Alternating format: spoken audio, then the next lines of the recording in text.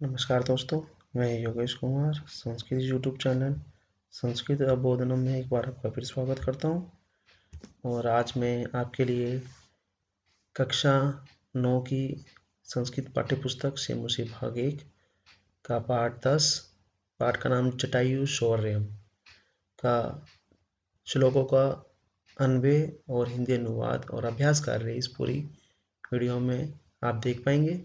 तो जैसे पाठ का नाम है जटायु शौर्यम, तो जटायु का वर्णन हम लोग हमारा ऐतिहासिक जो रामायण है उसमें हम लोग देखते हैं कि किस तरह से जटायु ने माता सीता की रक्षा के लिए रावण से युद्ध किया था और किस तरह से वह उसके दौरान क्या हुआ वो इस पूरे पाठ में हम लोग पढ़ेंगे। तो थोड़ा सा एक बार इस पाठ का परिचय और देख लेते हैं। वस्तुतो अयं पाठायांश महर्षि वाल्मीकि विरचित रामायणम् इत्यस्य ग्रन्थस्य आरण्यकाण्डः समृद्धो अस्ति।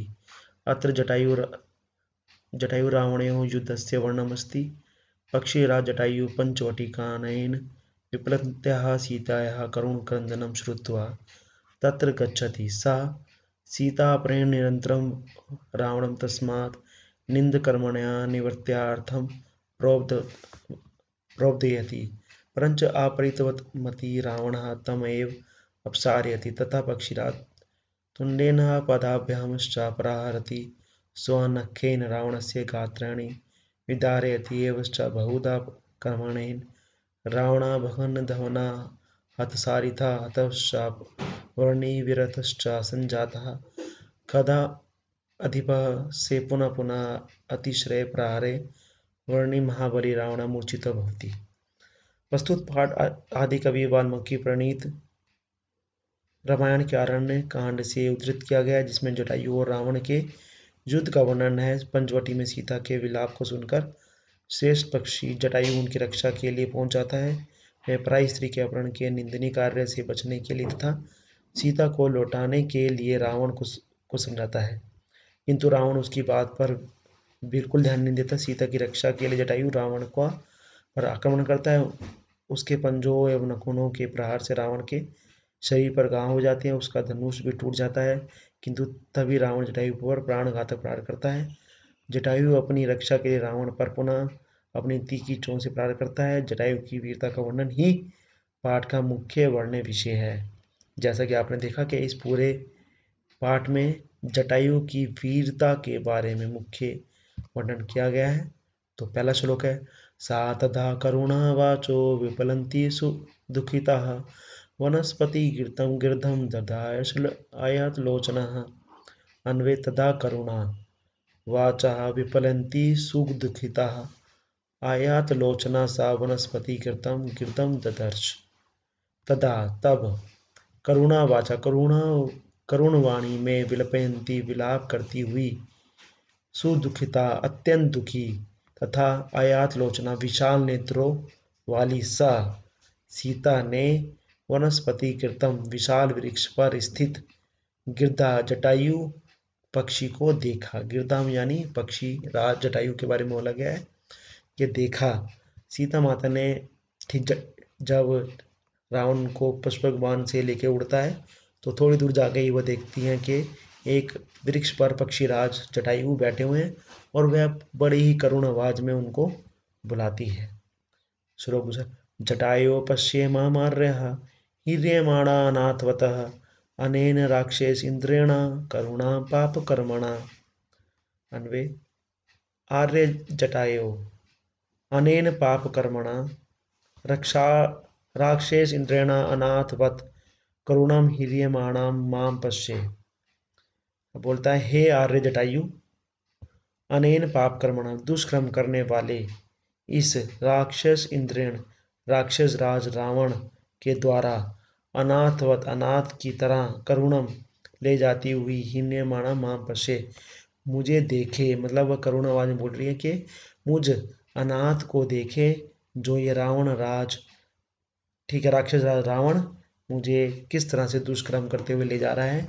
तो पक्षीराज मुझे कृपया करके देखे, ऐसा उनकी करुण आवाज से बार बार निकल रहा है। श्लोक तीसरा। तम शब्दम अवसुप्तस्तु जटायुरथा शुश्रैवः निरक्षे रावणं क्षिप्रं वैदेहीं चाददश सः। अन्वे। अथा अवसुप्तः जटायु तु तम शब्दं शुश्रेवे सा रावणं निरक्षे क्षिप्रं च वैदेहीं ददर्श। तब सोए हुए तथ अवसुप्त सोए हुए तम उस जटायु ने तम शब्दम शुश्रेवे वह शब्द सुना। कौन सा शब्द? जो माता सीता उन्हें बार बार करुण आवाज से बुला रही थी। सा रावणम निरीक्षे तथा रावण को देखकर जटायु ने रावण को देखकर क्षिप्रम चा विधेयी ददर्श देखकर शीघ्र ही उसने सीता जी को देखा। विदेहीम सीता जी को देखा तो तुरंत उन्होंने देखा जैसे उनकी आंख खुली कि रावण ठीक है राक्षस रावण माता सीता को ले जा रहा। तुरंत उनकी नजर माता सीता पर भी गई। श्लोक 4। तदा पर्वत श्रृंगावस तीक्ष्ण तुंड खगोत्तमः वनस्पतिगतः श्रीमान् वेजारा शुभां गिरि। तथा वनस्पतिगतः पर्वत श्रृंगाव तीक्ष्ण तुंड श्रीमान खगा उत्तम शुभम गिरिम वेजारः। तब वनस्पतिगतम पर्वत के शिखर के समान कांति वाले तीक्ष्ण तुंडा तीक्ष्ण चोंच वाले श्रीमान वृक्ष पर स्थित पक्षीराज जटायु ने शुभम गिरि वेजारा सुंदरवाणी में इस प्रकार कहा। शुभाम गिरि मतलब सुंदरवाणी में कहा। तब यहाँ पर ठीक है पक्षीराज जटायु के विशेषणों का वर्णन है कि वह पर्वत के शिखर के समान कांति वाले हैं। उनकी जो चोंच है वह तीक्ष्ण है। वृक्ष पर स्थित वे शोभा से युक्त हो रहे हैं। ऐसे पक्षीराज ने सुंदर वाणी में कहा। क्या कहा? निवर्ते मतिम नीचाम पराधाभिशर्मणात् न तथा समाचरेत् धीरौ यत् परो अस्य विर्गहेते। नीचां मतिं पराधाभिशर्मणात् निर्वारेते धीरा तत् न समाचरेत् अस्य यत् परः विग्रहेत। ठीक है। अब ये इस श्लोक में जटायु राक्षस रावण को उनके कुल की निंदा से बचने के लिए किस तरह से उनको समझा रहे हैं, ये पूरा वर्णन है। पराय स्त्री के स्पर्श के दोष से अपनी नीच बुद्धि को विचारधारा को तुम हटा लो। बुद्धिमान मनुष्य को ऐसा आचरण नहीं करना चाहिए जिससे अन्य लोग उसकी निंदा ना करें, क्योंकि कहा जाता है कि अगर सज्जन लोग ही अगर दुष्ट कार्य करेंगे तो पूरे समाज में एक गलत मैसेज जाएगा। तो यहाँ पर पक्षीराज जटायु ने ठीक है राक्षस रावण को कहा कि आप क्यों अपने कुल की निंदा करवा रहे हो? आप तो खुद इतने बलशाली बुद्धिमान हो। आप क्यों पराई स्त्री के स्पर्श के दोष से अपनी बुद्धि को दुष्ट कर रहे हो? ठीक है, बुद्धिमान मनुष्य को ऐसा आचरण शोभा नहीं देता। आप ऐसा निंदनीय कार्य ना करें। श्लोक 6।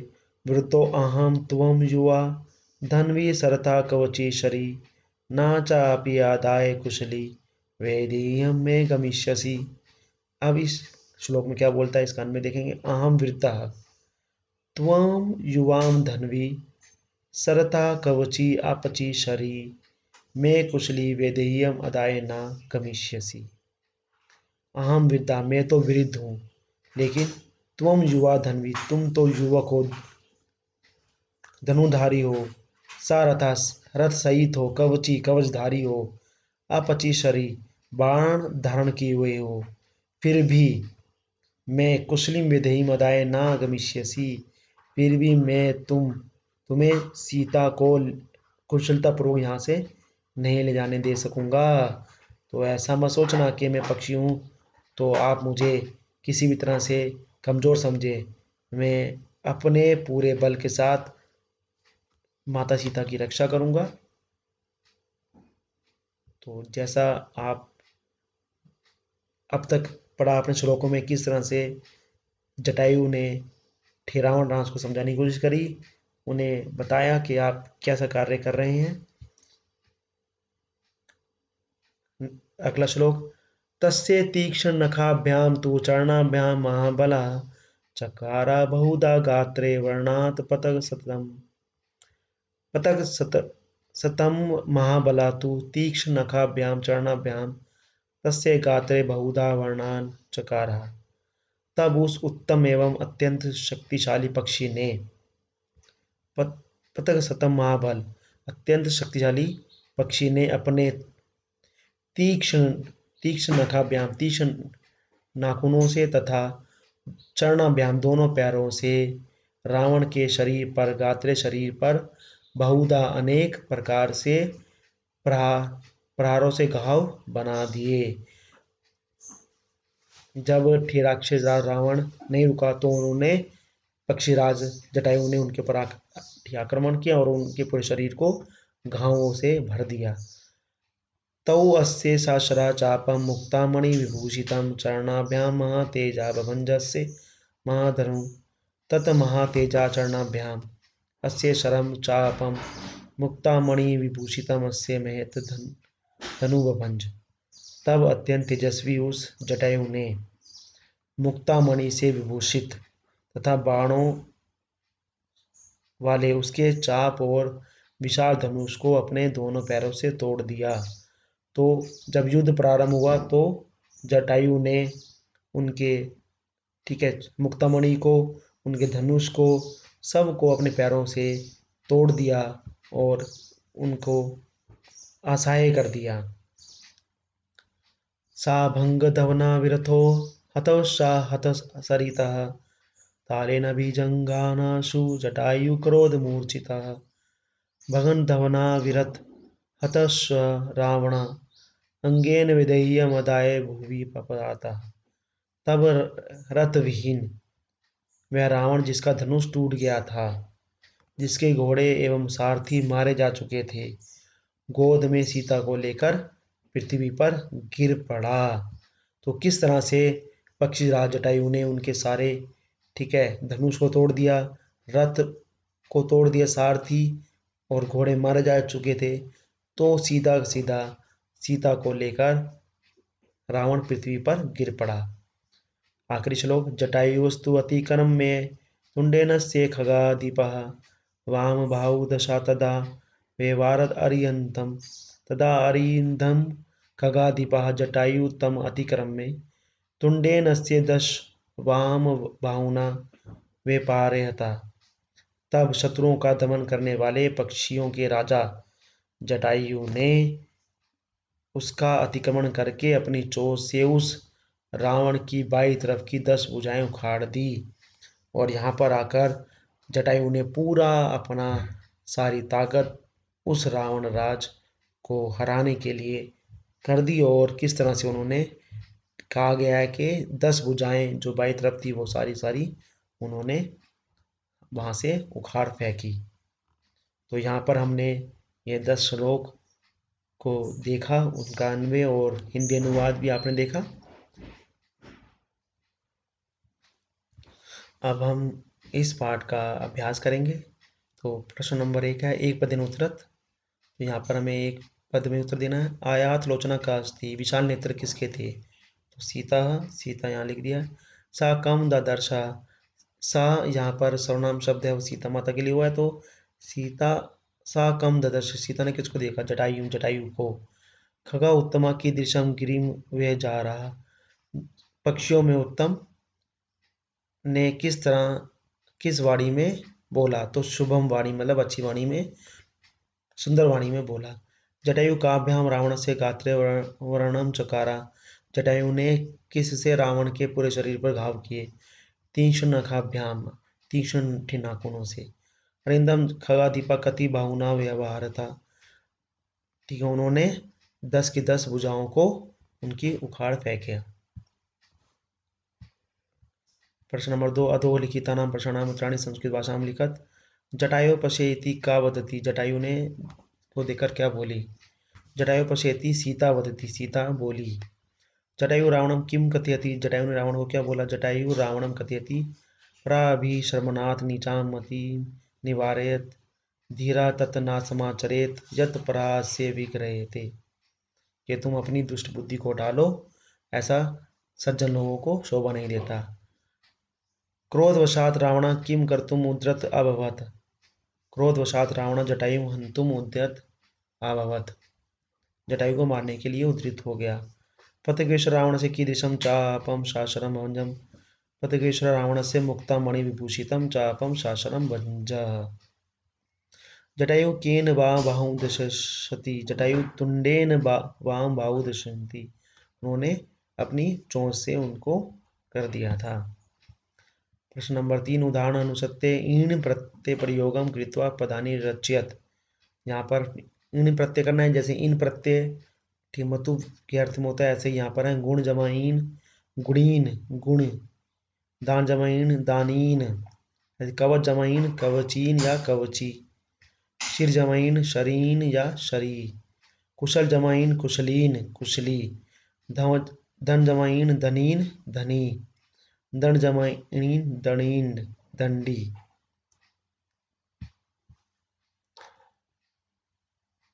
तीसरे का रावण से जटायुस्य विशेषण से सम्मिलित रूपेण लिखितानि तानि पृथक पृथक कृत्वा लिखत।